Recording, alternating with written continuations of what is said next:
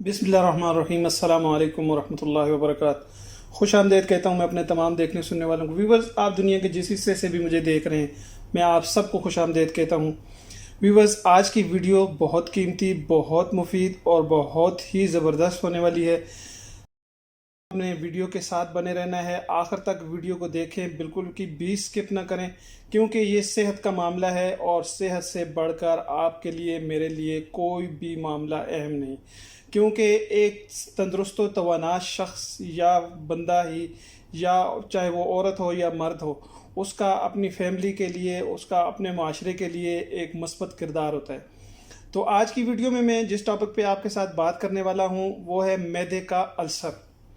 मैदे के अल्सर के बारे में आप लोग जानते हैं कि आम तौर पर इसे अल्सर कहा जाता है, लेकिन इसका असल में इसका मतलब ये होता है कि मैदे के ज़ख़म, मैदे में जो ज़ख़म हो जाते हैं उसे फिर अल्सर कहते हैं।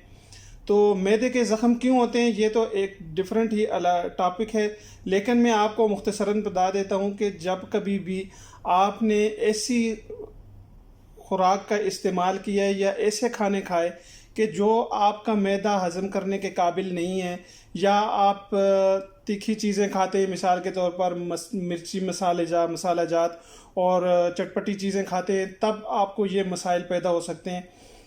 ये इसके लिए मैं आपको एक अलग से वीडियो बना के दूंगा। आज का जो टॉपिक है उस टॉपिक के मुताबिक मैं आपके साथ बात करूंगा मैदे के अल्सर के बारे में।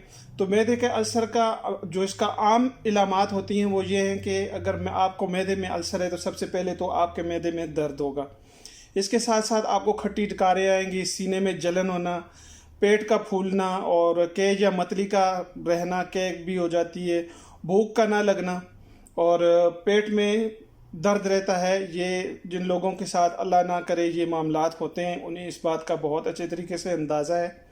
ताहम मैं अपने नाजरीन को, अपने देखने वालों को, अपने सुनने वालों को मुतनब्बे कर रहा हूँ कि अगर आपके साथ कुछ इस तरह का मामला है तो आप इसको बिल्कुल भी इग्नोर ना करें और इसको फर्स्ट प्रायोरिटी पर लें और अपने मैदे का बहुत ख्याल रखें। क्यों कि आपका मैदा वो चीज़ है जो आप खाते हैं उसको हज़म करना और उसको आपका जुज़्वे बदन बनाना, ये मैदे का ही काम होता है। तो व्यूअर्स, इस मसले के हल के लिए जो नुस्खा मैं आप लोगों के साथ लेकर आया हूँ, ज़बरदस्त नुस्खा है, मुख्तसर सा है, छोटा सा है, लेकिन आपको इससे बहुत फ़ायदा होगा। इसके लिए व्यूअर्स 3 चीज़ों का आपके पास होना ज़रूरी है। 2 चीज़ें तो हर घर में मौजूद होती हैं, सौंफ और हल्दी।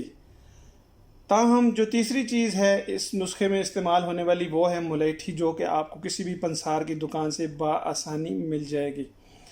आप मुलेठी को अगर नहीं जानते तो मैं इसकी वीडियो के अंदर इसकी तस्वीर लगी हुई है, आप इसकी तस्वीर देखकर जान सकते हैं कि मुलेठी कैसी होती है। ताहम मुलेठी बहुत ज़बरदस्त चीज़ है। इसके फ़वाइद में अगर आपको गिनवाऊँ तो इसकी तासीर ठंडी होती है और मीठी होती है। ये खांसी के लिए बहुत मुफीद है, गले के दर्द के लिए बहुत मुफीद है, मुंह के दाने अगर आपको हो गए हैं तो उसके लिए आप मुलेठी का एक छोटा सा टुकड़ा अपने मुंह में रखें और उसे हल्का हल्का चबाते रहें और उसका रस अपने मुंह के अंदर घोलते रहें, तो आपको मुंह के दानों का भी ये मसला हल हो जाएगा। फिर शदीद खांसी के लिए आप पिसी हुई मुलेठी जो है 2 चुटकी ले लें और इसको शहद के साथ लें तो इससे बहुत ज़्यादा अफाका होता है। तो व्यूअर्स, बात फिर इधर से उधर निकल जाती है। मैं जिस मसले का तस्करा आपसे कर रहा हूँ वो दरअसल ये है कि मैदे का अल्सर या मैदे के अंदर होने वाले ज़ख्मों का इलाज। चूँकि मुलेठी जो है ये ज़ख्मों को ठीक करती है, तो इसलिए हल्दी, मुलेठी और सौंफ के बारे में मैं आपको बता दूं कि ये ठंडे और इसकी तासीर ठंडी होती है। ये मुंह की बदबू दूर करने, खट्टी डकारें वगैरह या इस तरह के अगर आपके साथ मामलात हों तो ये उस चीज़ के लिए इस्तेमाल की जाती है। ताहम बहुत ही मुफीद चीज़ है।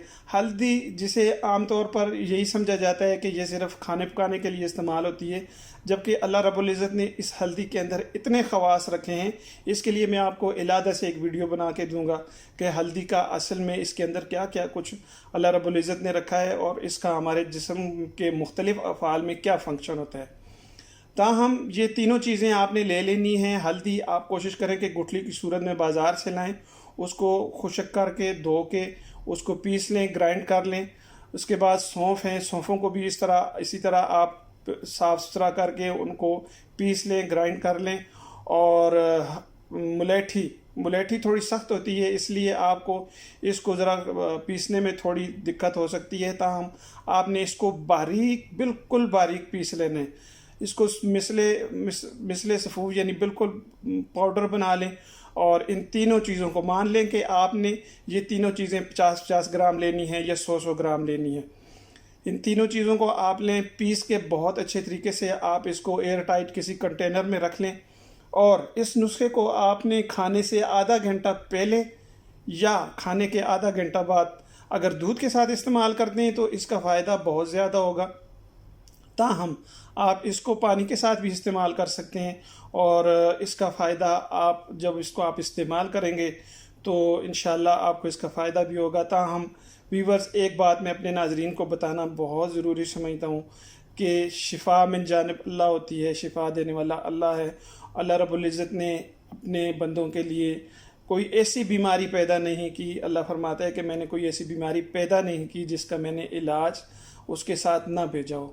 تو ہر چیز کا علاج ہے. اپنے آپ کو، اپنی صحت کا بہت خیال رکھیں. اور اگر آپ کے ساتھ معدے کے السر کا مسئلہ ہے، آپ کو معدے میں زخم ہوتا ہے یا آپ کے معدے میں درد ہے، آپ کو کھٹی ڈکاریں، سینے کا جلنا، پیٹ کا پھولنا یا الٹیاں وغیرہ ہونا، تو آپ جو ہے اس نسخے کا استعمال بالکل کر سکتے ہیں. اس کے لیے شوگر اور بلڈ پریشر کے مریض بھی اس نسخے کو استعمال کر سکتے ہیں. ان کے لیے بھی یہ مفید نسخہ ہے. کوئی کسی قسم کا کوئی مسئلہ نہیں. تو اللہ رب العزت سب کو اپنی حفظ و امان میں رکھے، اور اللہ رب العزت سب کو صحت و عافیت و تندرستی والی زندگی عطا فرمائے. میرے پیج پہ آنے والے ناظرین جو نئے ہیں ان سے یہ ریکویسٹ کروں گا کہ اگر آپ پہلی دفعہ آئے ہیں تو میرے چینل کو سبسکرائب کر لیں، اور اگر آپ مجھے فیس بک پر دیکھ رہے ہیں تو میرے پیج کو لائک اور شیئر کریں، فالو کر لیں. اور اگر آپ مجھے انسٹاگرام پر دیکھ رہے ہیں تو انسٹاگرام پیج کو فالو کر لیں. ملتا ہوں آپ کو کسی نئی ویڈیو میں کسی نئے ٹاپک کے ساتھ. تب تک کے لیے اللہ حافظ و ناصر. والسلام ورحمۃ وبرکاتہ.